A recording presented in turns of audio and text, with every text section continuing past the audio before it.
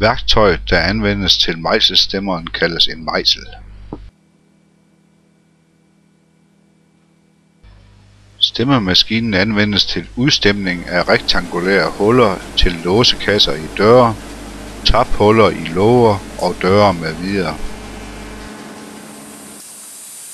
Maskinen virker ved excentriske bevægelser, som får værktøjet til at lave stemmebevægelserne.